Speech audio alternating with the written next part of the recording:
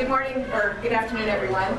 We normally wait until you've all finished eating, but we won't do that today. Our guest hasn't even had his meal yet, but we're going to begin. I'd like to thank you all for coming. I think there would be even more of a group here today. You probably noticed Georgiana's not here. This is probably the first meeting she's ever missed. But she's at a memorial service today for Albert Horley.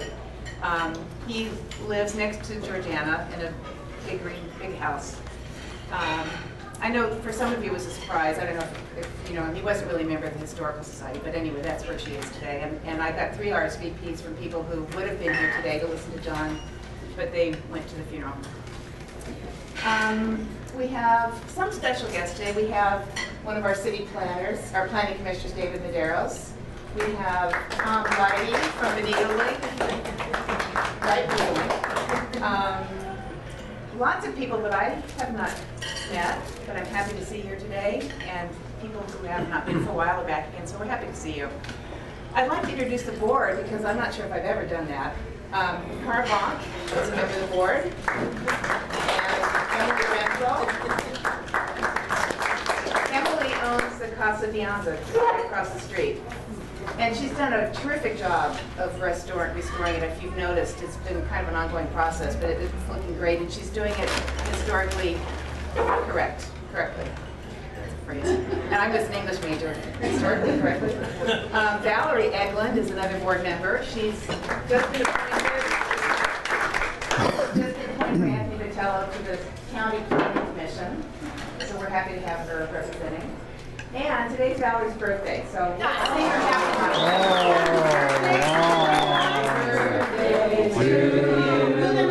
happy birthday to you. Happy birthday, dear Valerie. Happy birthday to you. Oh, and I forgot to mention our city council member, Chris Mortarana. He just mayor and he's mayor emeritus.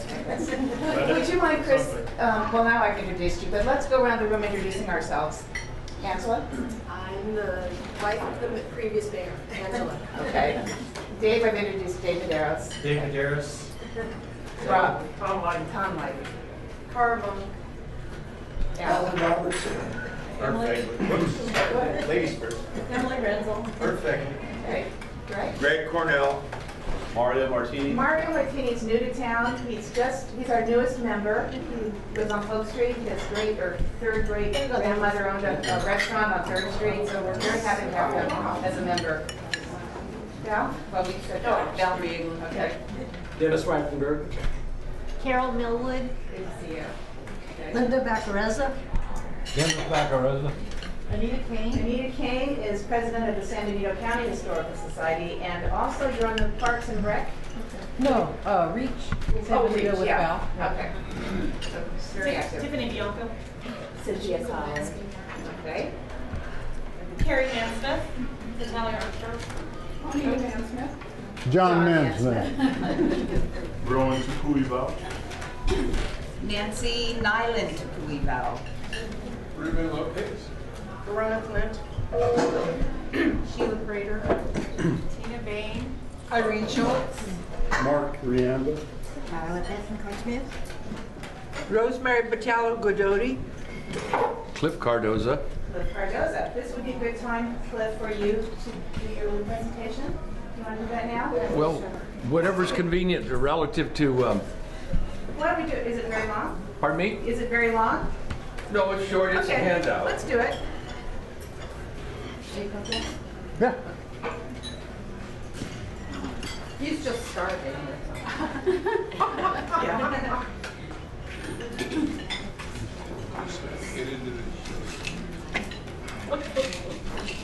My friend, he's older than I am by 3 years, but he was a schoolmate, very nice man. Long-standing in San Benito County, San Juan Bautista, with a lot of history, which I'd like to take and reflect on some of the history in San Juan Bautista. It's just an accommodation where I was in the doctor's office last week, picked up a magazine, was perusing through the magazine, And lo and behold, I picked up an article entitled Gold Nuggets, Land Titles, and Jose Sanchez Fortune. And it so happens that it was a historical article. Of course, it was published in a magazine that was reflecting on Gilroy in Santa Clara County. And the article was written by Elizabeth Barrett, who, quite frankly, is a very well-known historian on things in California.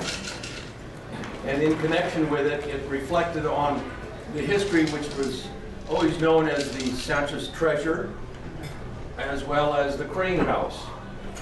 And of course, I was born and raised in Hollister some 80 years ago. My mother was born here just walk up the street 100 years ago. But I had, through the family, always heard a lot of stories about the Sanchez family in connection with the Sanchez Treasure. And I need my glasses in order to read, excuse me.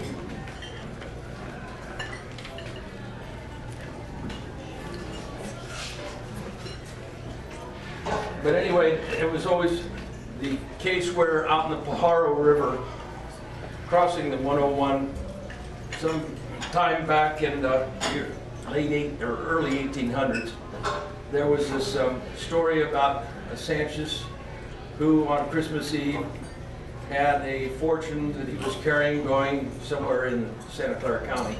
And unfortunately, he drowned in the river. And there was always a reflection on this treasure of which he was carrying gold and money that he had won or had from an estate. And so down through the ages, it was always reflecting people trying to take and locate where he had drowned at that Pajaro River crossing near 101 going north to Gilroy. And then of course all that tying into the Crane House. The Crane House was a descendant early on, so I decided, well, I made a few copies, and rather than to go into a long dissertation, but I'll just take a thumbnail sketch related to the article, and then of course I'll hand out, I've only got about 29 copies, I didn't realize. So if anything, on family association, I'll just hand out one copy of each. But it does tie in a great deal of the history of always that is reflected on the Sanchez Treasure, the Crane House, and in it, it starts back in 1828. And it's such that Mariano Castor died in 1828. His widow inherited the title to his 25,519 acre Los Animios Rancho. It was registered to her in 1835 by Governor Figueroa. And then 11 years later, in 1846, the Castro heirs sold about 3/4 of the property to Jose Maria Sanchez. Now, Jose Maria Sanchez was born in 1804, died in 1852, a citizen of Mexico, and arrived in Alta, California. Anyway, he's long involved in a substantial estate of the old rancho of this land in South Santa Clara County. And the rancho was located south of Gilroy, bordered by San Benito County and Pajaro rivers. And then, of course, it has ties to this, of which was Sanchez's property holdings, a total of 44,000 acres. That was a large holding. And it was the rancho that was deeded down from governors of old Mexico. And then when Jose Maria Sanchez married Encarnacio in 1840, he had joined an old established Santa Clara Valley family. And of course, Encarnacio was the oldest daughter of Quintin Ortega. Anyway, that whole association of this family then was still located in Santa Clara County. And it goes on that Sanchez was a wealthy and enterprising businessman for the era. Over time, he served as an alcalde, a magistrate of San Juan Bautista, and he ran a hide brokerage in Monterey, raised livestock, operated a soap factory in Soap Lake, and of course, also known as San Felipe Lake.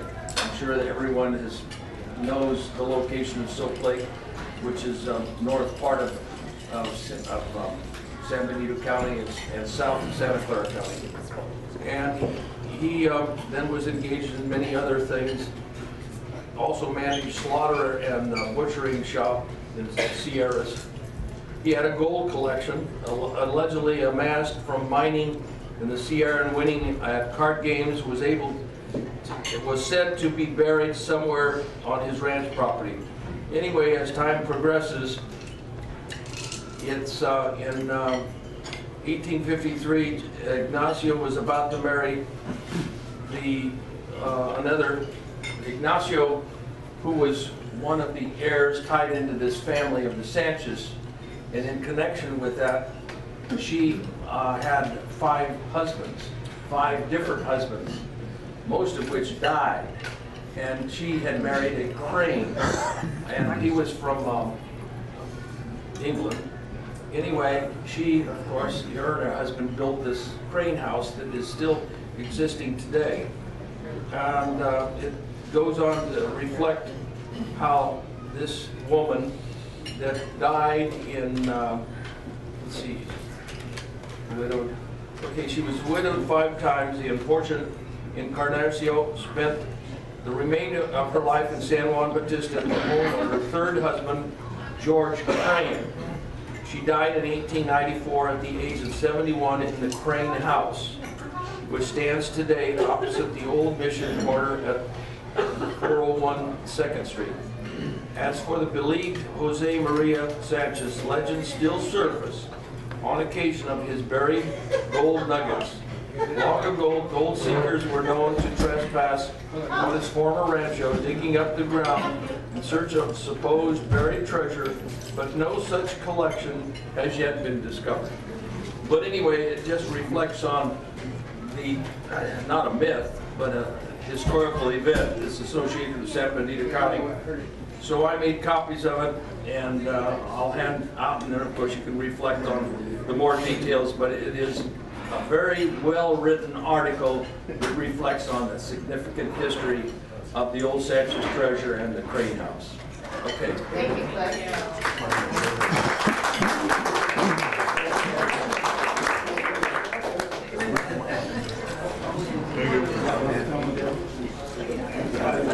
I need to apologize to Cliff because he donated to the Historical Society a couple of years ago all of his photographs and clippings and memories of San Juan Bautista, which we need to showcase in some way. Perhaps have Cliff be a speaker sometime soon. Cliff, I'm sorry that I've not acknowledged your accession publicly, but it's a great gift to the Historical Society. Thank you. You're welcome. Now, thank you for waiting, John. Well, I haven't got my lunch yet. I know. John's father was a charter member of the Historical Society, so in '65, I think it was, when the Historical Society began, his father was a charter member.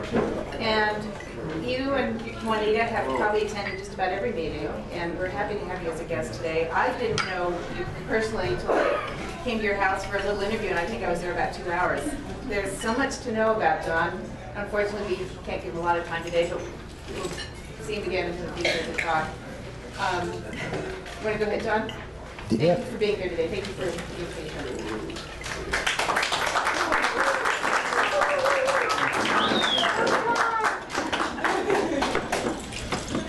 Well, Jon Mansmith.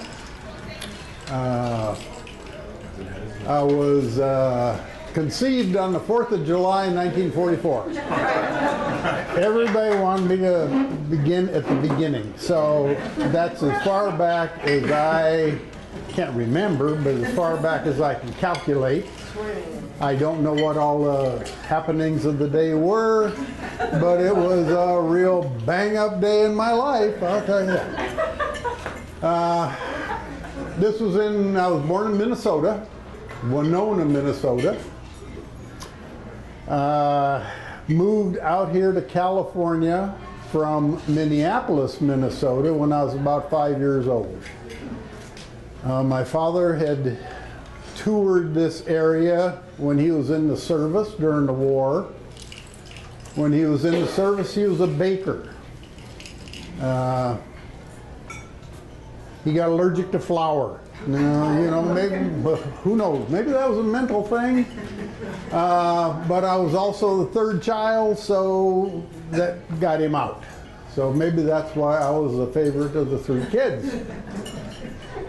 Come to find out, after I was 21 years old, my sister is a half-sister, my brother is a half-brother. Now, nobody ever talked about that kind of stuff back in those days, so I was already married, and that was told to us like it was some big secret. We care less. Anyway,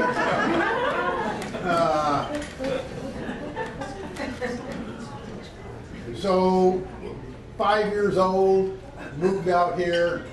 We stopped off in Pasadena, where my mother's mother lived. In my old neighborhood, on Poppy Peak, right? Yep, up on Poppy Peak. I had to ride the school bus there, not a school bus, a city bus. So I was this big then, the bus windows were this high, and I'm trying to look over the bus and pull the chain. I could have got lost so many times down there, but God was in my pocket, I guess. So then we, hey, I'm 5 years old already. So then my father found San Juan Bautista. He bought the Culligan soft water franchise. Where Vertigo's is now. Yep, where Vertigo Coffee is now. Used to be the Botello Brothers potato warehouse. And we were there for I don't know how many years, probably about 10, before he found the hardware store. We moved to Gilroy, bought the last house in town, brand new. Now it's in the middle of town. And we lived there for quite a few years. And then my father found the hardware store. And he bought that about 1957 or so. And he always kind of did things for 10 years, and then he went 180 degrees the other direction. And he just always bouncing around job to job. We had the hardware store for 10, 12 years before he sold it. He bought it from Charlie Hurst. And before that, I guess it had been started originally by the Bonfantis, which at that time had been, they have groceries, hardware, feed. A store back then had everything. And this store had everything. We had baby furniture, we had guns, we had fish and worms, we had live chickens. Everything you could imagine to run your life was in that hardware store. And we had wooden kegs of nails. Not like today, you go to buy nails and you got to buy a little plastic blister pack. We'd reach in with a handful and okay, maybe nobody knows how a nail size is calculated, but a 16-penny nail means that for 100 nails that size, you cost 16 cents. 8-penny nail, 100 nails that size cost 8 cents. That's just kind of divergent here a little bit, but I thought I'd teach you a little hardware background. So I was brought up in the hardware store. Knew everything about it. Before the hardware store, when you had Culligan soft water, we were plumbing houses for soft water. So I was the guy crawling underneath the houses, going out, cutting the pipe, bringing it back. There was no plastic back then. It was all galvanized. So I had all this mechanical knowledge, capabilities, what have you. Growing up in town, my folks were always self-employed, so I never, was a kid getting in trouble. I was always working in whatever business they owned. All of my friends were old bastards. God damn. You pick the oldest people in town, and I don't know, they always gravitated to me for some reason. You know, Art Island would come in and say, hey, you want to go to the bull sale up at the Cow Palace? Sure. You know, I'll go. Or you want to go to the sulky races someplace? Sure, I'll go. And I'll ride around in the convertible Cadillac and start the horses, you know. And I don't know. People would come into the store and they'd say, you want to go hunting? Oh, I'd never hunted. Well, I can't say I never hunted, but oh, sure, where are we going? Well, we're going to go poach up at Fremont Peak. I worked up there, you know, part-time, and I know the rangers, you know, you just stick your gun down your leg and you walk right out to the, what'd I do? I think it's just a job. Oh, God, am I still on? Yeah. You'd be alive there. Is that okay? So it was just all these old guys. I'd haul hay, I'd castrate pigs, all this stuff. I'd hitchhike with a guy who delivered stuff to the hardware store in his 18-wheeler over to the rodeo in Salinas. I don't know how I ever got home, but I just led a different kind of life. I never had other kid friends. I went to Sacred Heart School in Hollister, transferred in from St. Mary's in Gilroy, so the first day at Sacred Heart I got the crap beat out of me because I was from Gilroy. So I didn't go to the local school, so didn't really know any of the local kids. They were all off doing their own thing. I was driving the pickup around town probably when I was, early teens, 13, 14 years old. I was making deliveries because I was delivered to everybody in town. And the local cops, they knew it. I drove the police car 2-3 years before I ever had a driver's license, blowing a siren and everything else. It was just a different time until Harvey Nyland became the policeman here, and he chased me up and down the streets of San Juan so many times, never caught me, but he knew I didn't have a driver's license and he was out for me. I escaped that. What else you want to know? Where was the hardware store? Where was the hardware store? The hardware store was right down here that burned down a couple of years ago. The Chinese. Yeah, the Chinese restaurant. Yeah. Now that whole thing from the Plaza Market, which is still standing, all the way down, that was the hardware store. And where the Chinese restaurant used to be, that was dry goods. It was clothing. And that was owned by Gene O'Neill. And I don't know where that separation came in, but when we bought the hardware store, it was already a clothing store there. But they were joined. There was a wide, probably 3 steps to go up into it. And then we had hardware, sporting goods. And as you went out the back, there was baby furniture, appliances, and then out in the back was feed, big plumbing, big pipe braiding machines, linoleum, oh crap, everything. It was Home Depot all rolled into one. How about new iPad? Well, that's another one of these old guys that, came in, and he actually, the guy that took me hunting up at Fremont, he said, somebody'd always come in, they needed help doing something.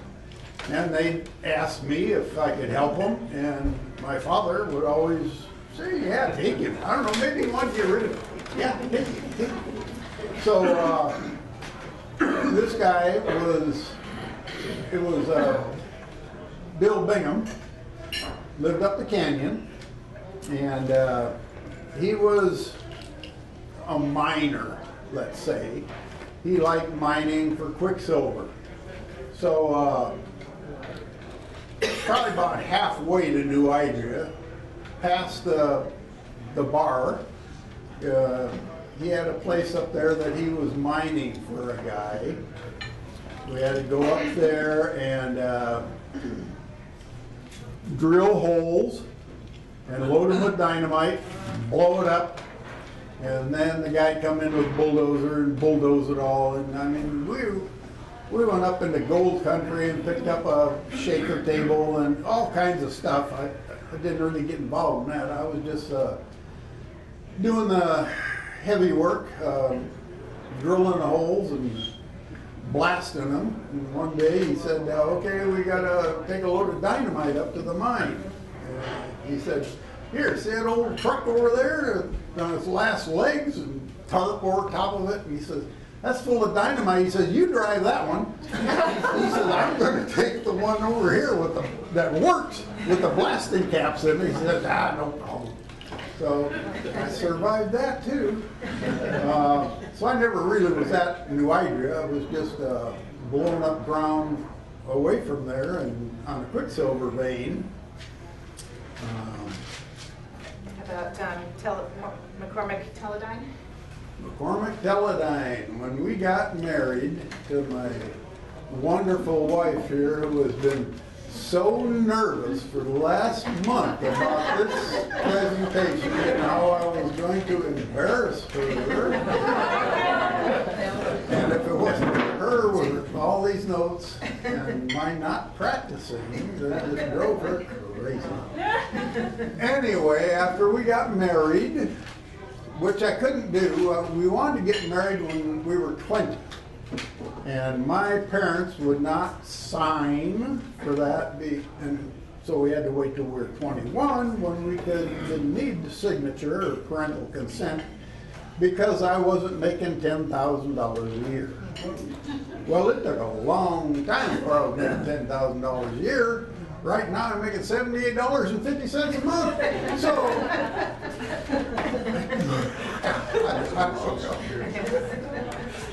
anyway, so I started interviewing for jobs. I had a job offer from Campbell's Soup, who wanted me to move to New York. Well, New York City. And I had another one from McCormick Self. At that time, they operated out of the airport in those old Quonset huts. I was a chemist. I had a degree in chemistry. I worked out there for, I don't know, 3-4 years until the night shift burned down the lab. And I was in charge of taking all of that burned stuff, equipment and everything, glassware, what have you, out of the laboratory, inventorying it, reordering more. I had it all done, all lined out. Insurance adjuster came in, took a look at it, says, okay, he says, haul it to the dump. I immediately backed my pickup up there, and instead of going to the dump, I hauled that stuff home. It must have taken me at least a month to haul it home. I had a big, long chicken house. The place we live on used to be a chicken farm, so it had this huge chicken house. I just put it all in there. Bought SOS pads by the case and just started cleaning it. That's when I started my water testing laboratory. Anyway, still going back to McCormick Self, then they built the new facility out there on Union Road. So I was instrumental in designing and building that laboratory out there, which I was running. And then they hired a guy to help me out, paid him more money than they're paying me, so I volunteered for layoff. And they always like people volunteer for layoff because they can hire somebody else to replace you cheaper than they're paying you. They weren't paying me much to begin with, but anyway, so that's when I came home. I started setting up and building my own water testing laboratory. What was it called? Mission Laboratory, of course. And that was a slow start. Everybody, the farm advisor, everybody goes, hell, that ain't gonna work. You know, don't do that, it's stupid. So the cement plant was hiring vacation relief people every summer. So there are probably 3 or 4 positions open. I got one of those. So I was working at the cement plant, just odd jobs, or if somebody's on vacation, you go work there, you do this, you do that. And I figured it was only going to last for 3 months or so. And then they said, nope, we're going to shut down. So a couple of people had quit. There was full-time positions available, and so I worked there until they quit, which gave me a supplemental unemployment through the union, added to my regular unemployment because I wasn't working. Hell, we were living high on the hog. Hey! And all this time I was building my laboratory and trying to find customers. So I had that lab for, I don't know, 14 years or so, and didn't think I was ever going to be able to get out from underneath it. I wasn't the kind of person to just shut the door on the place and tell my customers, oh, hell with you, you know, I quit. So I would have still been running it today if somebody hadn't come up and was looking for a job. This guy came out of Fresno. He had a master's degree. I had a bachelor's. Hard worker. So he did all the work, and I was the secretary. And that was back in the typewriter deals, you know. God, I wish I had a computer. And about a year there, he said, you ever think about selling this place? You know, I knew I had something there. You know, oh hell, I don't know. You know, I think about that. So anyway, the way it all turned out is I wound up selling it to him. So then I was retired at age 40. Went out and bought a motor home, great big old sucker, and we took off and traveled the country and Canada and spent about an hour and a half in Mexico. Told me that. And did that for about 2 years. Had the honey-do list, you know, and destroyed that. I mean, did everything on that. And so I was probably about 42 years old, and retirement just wasn't looking too good. And there wasn't a whole lot of income. So that's when I started the seasoning business. I'd worked up at the Fiesta Chicken Barbecue. You know, it was just kind of a self-appointed deal. You know, I mean, they never had to go out and ask for people to show up. Zeke never had to call up and say, hey, you're going to be there. Everybody just showed up that had an interest in it.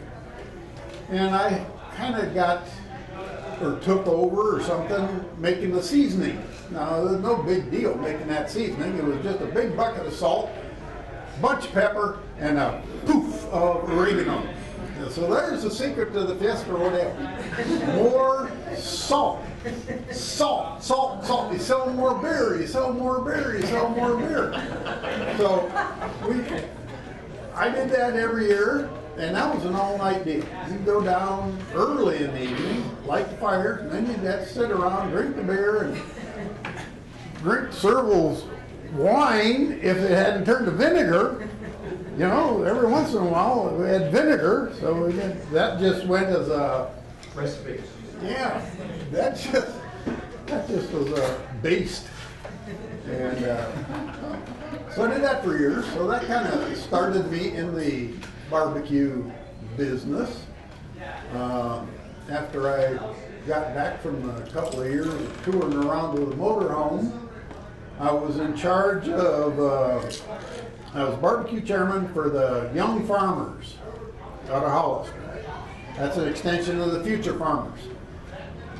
And every year they did a pork chop barbecue for the FFA banquet that was held out at the Elks. And we're cooking pork chops. And somebody, I'm not going to name any names, forgot to bring barbecue sauce. So, okay, you gotta have some kind of sauce on pork chops. So I went into the back room of the Elks, grabbed a big pot, opened up all the cupboards, because they got everything down there at the Elks, and just started hauling stuff out. Looked good, you know, open can, poured it all in there. Well, I wound up with this goop that I had to thin it down, so I thinned it down, just put it underneath the faucet, thinned it down with water, went out there and put it on the pork chops and everything. Got home that night, and Juanita says, "What'd you put on the pork chops?" I don't know, just something I threw together. Well, I've had 3 telephone calls already. People wanting to know what that was on the pork chops. They want some. Oh, God. So the next day, we went down to K&S or Hill or someplace with a basket. And I had to try and remember what I put in it. So, you know, not just a little bottle of this, or a little can of this. I had to recreate exactly the way I done it. So here I'm getting great big number 10 cans of this, and great whole pounds of this. And so here I had this huge old pot on the kitchen stove. Bloop, you know, it's going up onto the ceiling. So that was the first batch, and yeah, it was pretty good, you know. I figured, okay, I got to thin it down. I thinned it with beer. Juanita thinned it with wine. You know, we started thinning it with whatever we could think of. I've had people tell me they thinned it with milk. I've never tried it, but they say it works. It works with everything. 50-50 with any kind of liquid you want. So we had our first product, Mansmith's barbecue paste.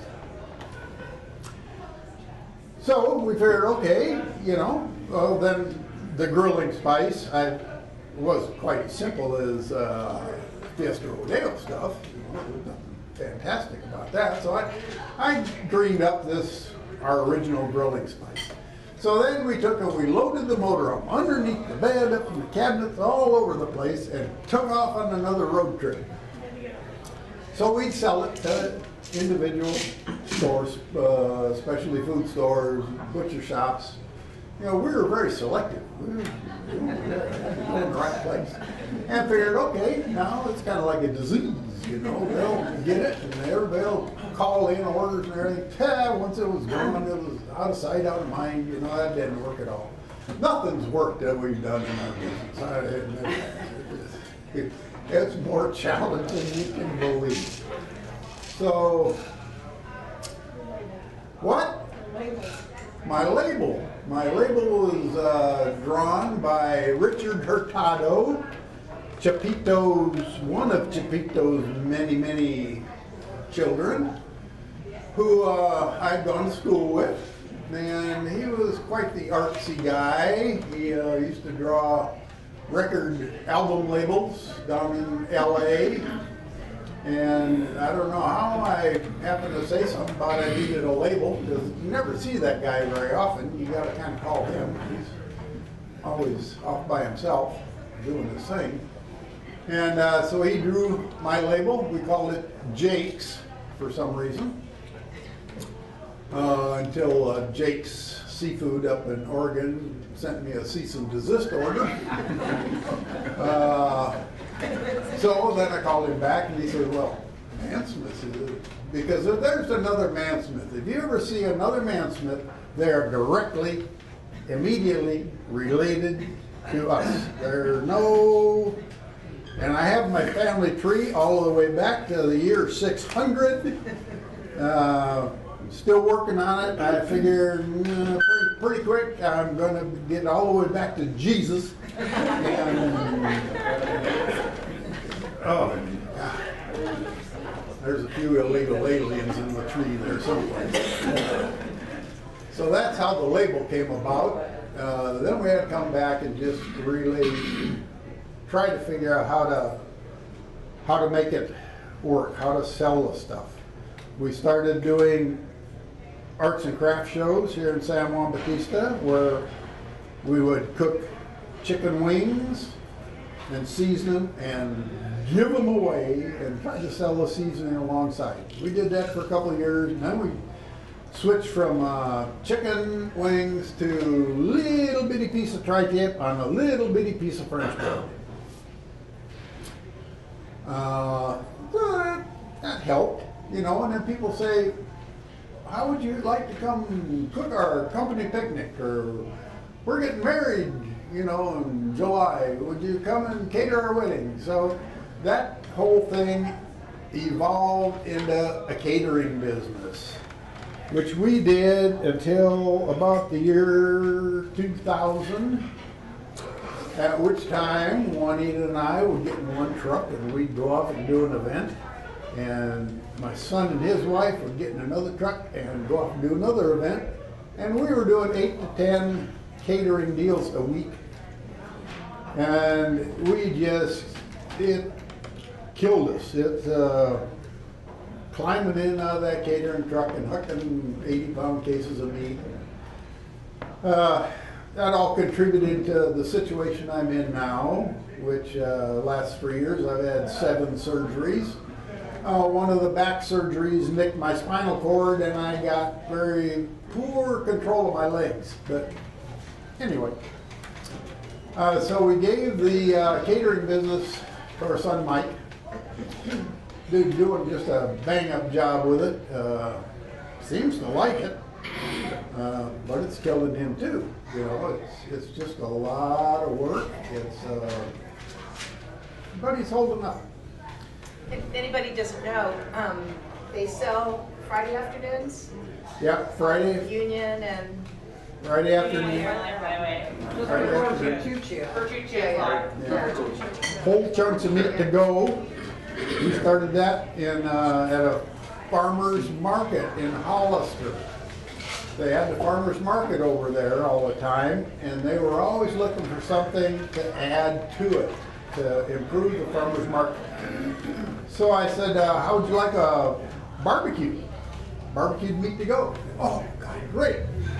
Okay, all you need is approval from the health department.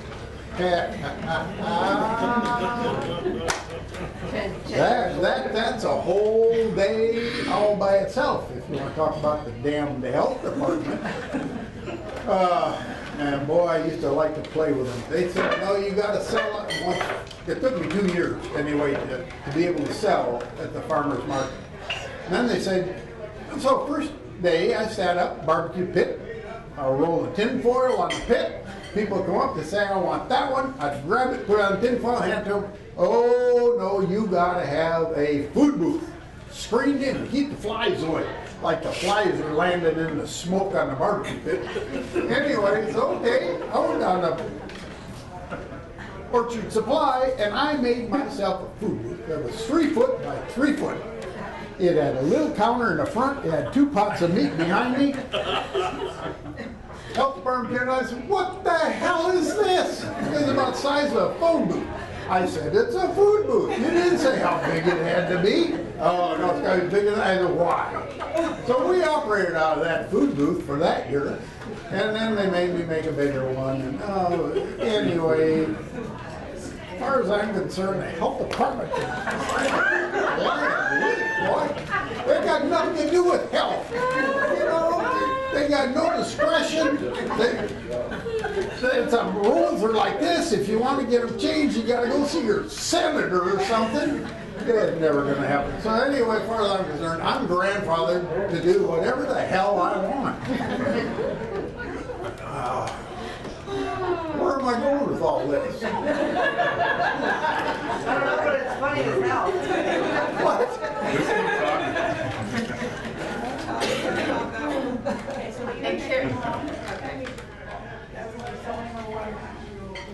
Okay, so according to my secretary, my financial officer, the internet pops up. Well, you know, an old person on the internet, you know. So we start selling on the internet. We used to do fancy food shows in San Francisco, which are a whole other story there too, but at least we got involved with it. We got in on the ground floor, let's say. I was able to get www.mansmith.com. I was able to get 1-800-MANSMITH. So now you can't do that kind of stuff, you know. Every number's gone. So So we set up a website. Shippers designed it for us. Did a great job. Figured, okay, you know, it's just, orders just gonna come rolling in. Yeah, right. So then our granddaughter, she has to go to college, so of course we foot the bill for communications degree and what have you. Now she's supposed to be the expert on the computer, but I still haven't seen the orders come rolling. So I don't know what anyway. But we sell the majority of our product online, mail order, local stores in the area, Gilroy, Morgan Hill, Salinas, Watsonville, Hollister, you know, where we're known, goes great. But we just have to get known in other areas. Haven't talked much about San Juan, have I? What about your property where you work out of? Yeah, we live on Mission Vineyard Road. Up until a few years ago, you couldn't find a grapevine on Mission Vineyard Road. So, my wife and her brilliance thought, well, we should put in a little vineyard. I like Merlot wine. So, we put in 72 Merlot grapevines, and it's all she can drink. And it's been good, except for one year we had to water the pasture with it because it turned to vinegar. He's got the vinegar recipe. Got a story about that one? Yeah, right. That's your turn next time. Anyway, we're living up the grade where Holcombs live now. That used to be the DeVries Ranch, 640 acres. And I spent quite a few years, probably 4 or so, living up there when my father had the hardware store. I think it was just a hardware store. Because I had a .22 semi-automatic rifle, and as soon as I get home from school, which that was an experience too, because I'd ride with Anthony Carnaggio, would give me a ride to school. Now, if anybody knows Anthony Carnaggio when he was in his younger days, he was quite the trip. But his younger brother Joey and I would sit in the back seat of probably a '54 Ford, which used to pretty much haul ass, and he always liked to keep the carbon blown out of it. So we survived that to be here today. No seatbelts. Hell, what do you need a seatbelt for? Better fly out of it. So when my father was in the hardware store, and Clarence Cagney, who used to deliver the mail, the rural route, came in there one day and he told my father that he'd seen this piece of property, it just came up for sale that day or whatever, and it was out there on Missionary Road, the old chicken ranch. So my father went out there, took a look at it. He bought it immediately for, it was 4 1/3 acres with all these chicken buildings on it, and a home, and maybe 2 homes, one kind of put together home. Bought it for $11,000. Next day, somebody came into the store and offered my father 12, and he said nope. And so we've been living there ever since. We've been out there for 60 years or so, and made that our home. And it's a mile out of town. It has city water, natural gas. Had the, after the big blow up of the natural gas pipeline in Oakland area, we were #1 on the list for next to blow up. PG&E admitted that. So a couple of years ago they came and they put a brand new pipeline for our house.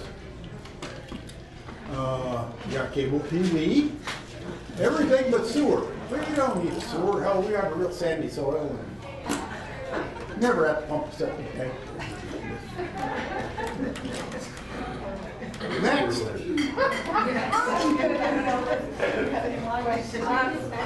Sheila? 3 questions. First of all, can you tell us the names of your parents? My father's name was James Edwin. My mother's name was Marjorie June. Then my second question is, what's the name of the person to whom you sold your water treatment business? That was Glenn Crabtree. He operated for probably 3 years or something out of the same place there at our facility. And because he was making payments, which I wanted because I had no other income, so I didn't want to lump sum. I wanted to spread it out. And he wanted to move up to Gilroy, which is now CM Analytical. As you're just getting into Gilroy, you look off on the right in that little industrial park. And he's down there. I don't know that he does much of it. He farms it all out now. They get in a sample, they ship it off somebody else who does. But that was Glenn Crabtree. My father sold the hardware store to Gene and Mary Madge Nelson. Gene Nelson was from Midwest someplace. I don't know what he did, some kind of manufacturing. Because when he got out of the hardware store, he moved over to El Teatro's building, and they started making bows for presents. He had pretty good business over there, I guess. I don't know. So my third question is, from whom did your father buy the chicken ranch? That's a good question.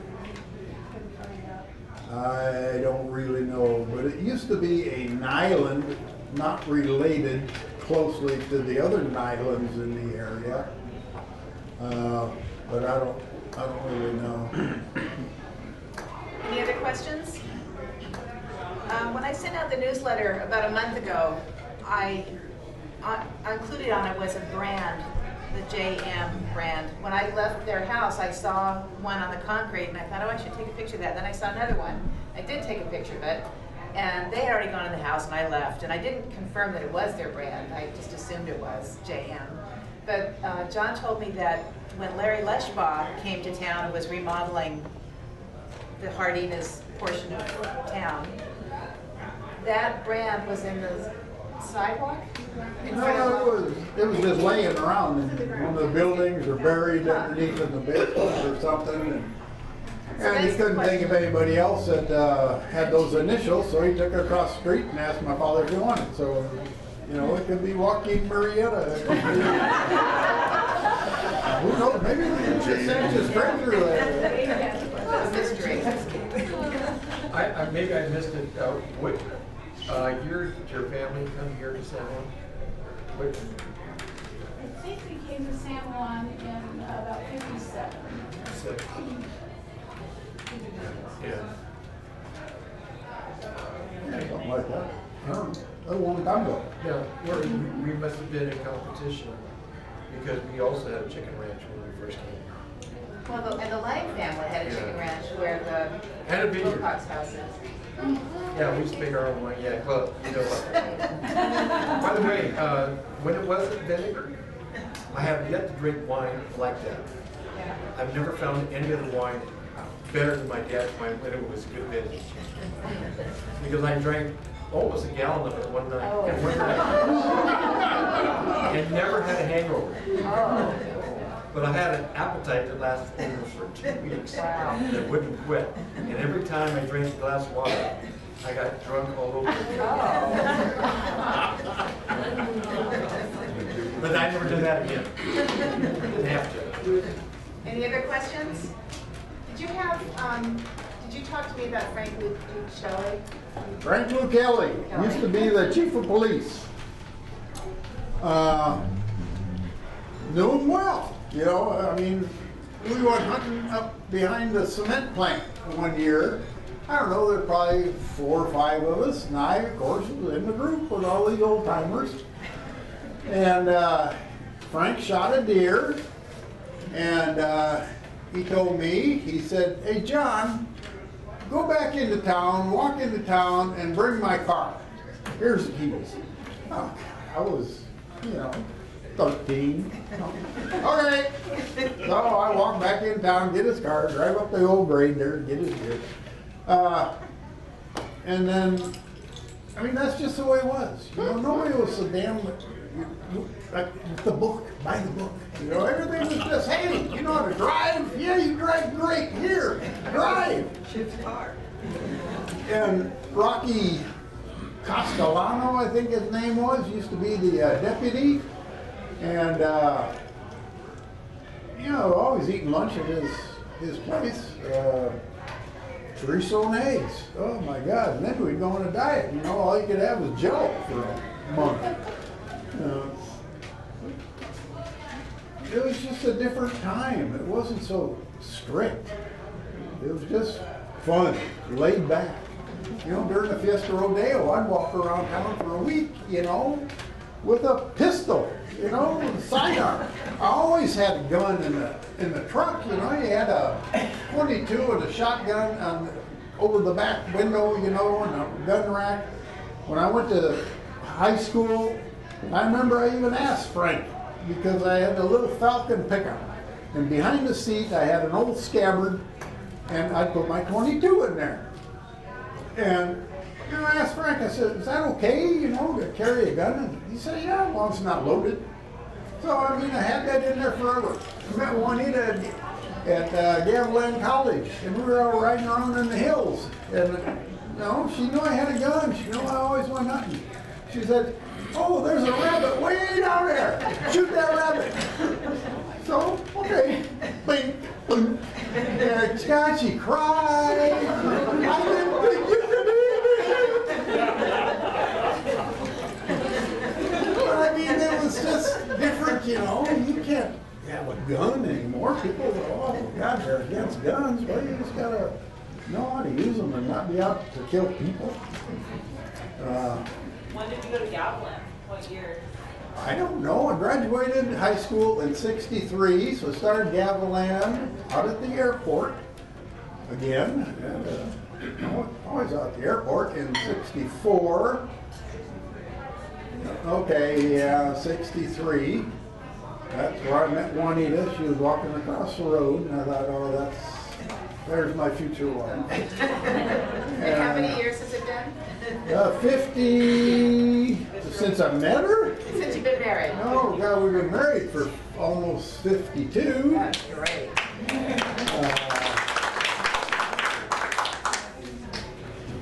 Yeah, behind every successful man is a wonderful woman. That's right.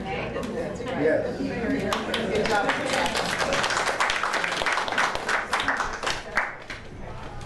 What else is on the list? I have a question. I have a question. Yes. Do you have any special memories of the San Juan Bakery? Oh, yeah. San Juan Bakery. When I was in, I don't know, must have been high school. Butch Paradis, because he was the son of the Paradises, he would come to school and he was just covered with flour or powdered sugar or something, I don't know, because he'd been working all morning in the bakery before he went to school. My father, having a baker background, would go down every year at the fiesta and the night before help them make the French bread. I don't know how many loaves they used to make, but he'd go down every year and he'd help with the bread making. God, it was good bread. It was great. It was an old family secret recipe that isn't so secret, but every family has got their own idea of what they want to do. That was it for the bakery. It used to fill up the whole town with the smell. When the bread came out, you could tell it, and people would come from miles around to get it. You know, and it'd never make it home as a whole loaf. You know, it always had the ends missing. His son had one in Maybe. Anthony Carnaggio, his family, yeah, because Reno used to run it.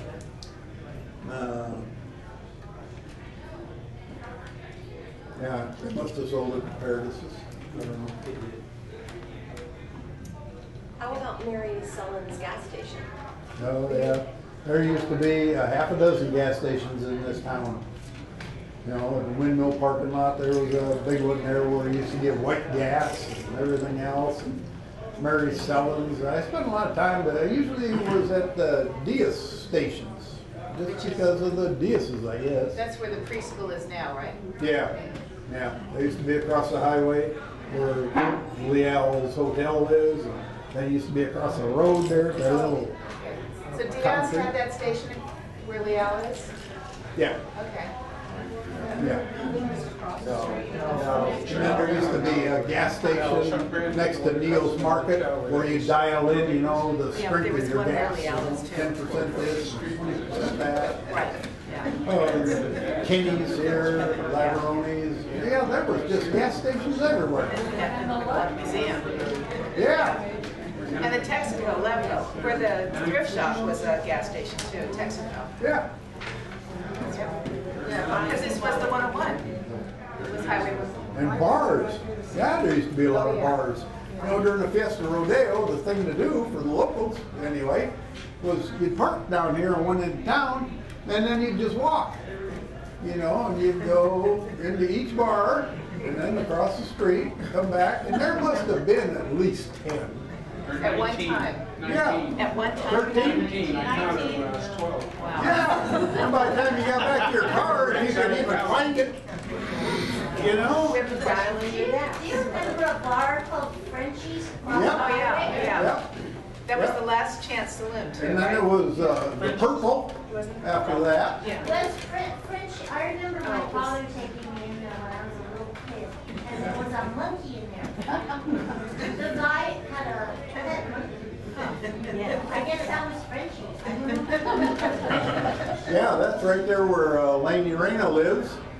Frenchie's Bar is where Reynolds lives. It was started by Porters, an old Italian family. Right next door to it was what we call in Italian a baracca. That was owned by Lavanino, which was my grandparents' home. That was right across the street from Mary Sullivan, the gas station associated, that was started by Bill Jacinto.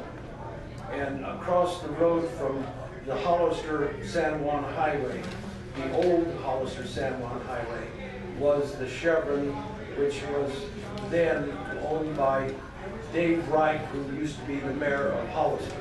That was the San Juan gas station. I have pictures of it. Is that where Leal is now? Now, Leal is where the tax property. The tax property is where Tax had a band of sheep, and he used to run up which is now the Nyland property. And the Nyland property was in back of where my grandparents had their home, right adjacent to Frenchie's Bar.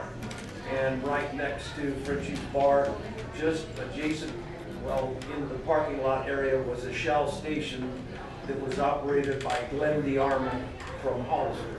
I have pictures of that. And then adjacent to it is that Frenchie's Bar coming towards town was Ahern. Ahern was the brother-in-law to Lavanino, Ernie Lavanino. Ernest Lavanino was the postmaster. And then adjacent to that was the home of old man Lavanino, which was their father. And when I was just 4, 5, 6 years old, the old father was a very heavy, large man, and he had the first self-wheel electric car. It was blue. Oh, that was Steve? And it had Steve. Yeah. He was one of the principals that started the old Lavanino grocery store in this generation. So the tax house was, Pardon me? the tax home The was. tax home sent back where the property of this motel. Yeah. That was in the And center. where was the grove? Pardon me? The tax grove? The tax grove, because the tax grove was set to the front of it because they had the tax house was the main house, and they had the caretaker's house, and then they had the tank house, and that was somewhat centered. And then the grove is where they used to have the Portuguese celebrations. His mother in 1935 was Portuguese, his mother being Marquenda, who was a Betancourt, and her sister. She was the 1935 Portuguese queen. And in the tax grove is where they used to have all the big celebrations.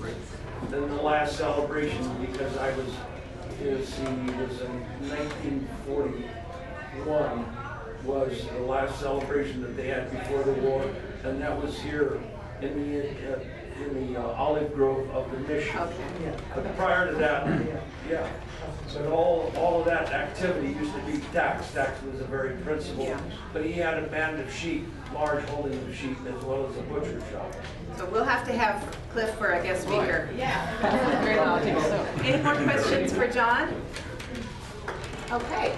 Thank you so much, John.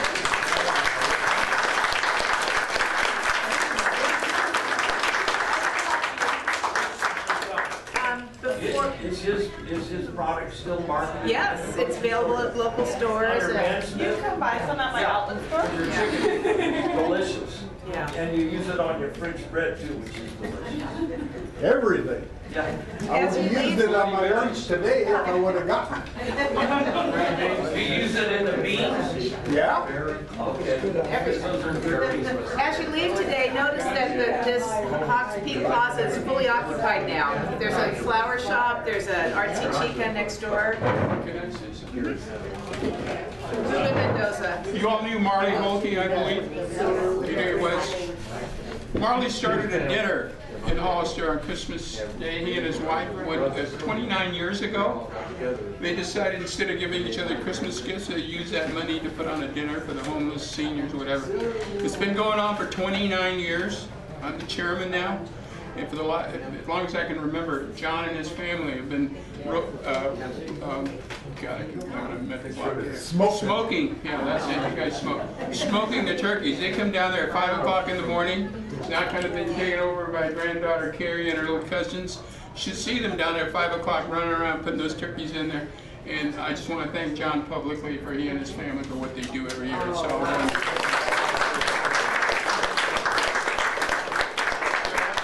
Out, he has 2 cases of that sauce out there. You can buy it. Are you throwing in the turkeys?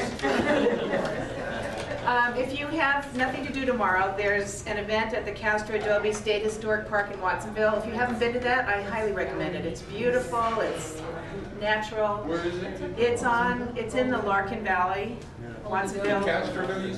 Watsonville. Old Adobe Road.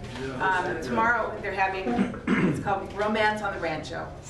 And I think they do something every month, it seems. I went last month, it was wonderful. Anyway, we're done. So thank you for coming. Our next meeting will be June 9th. So be well till then. Okay, thank you.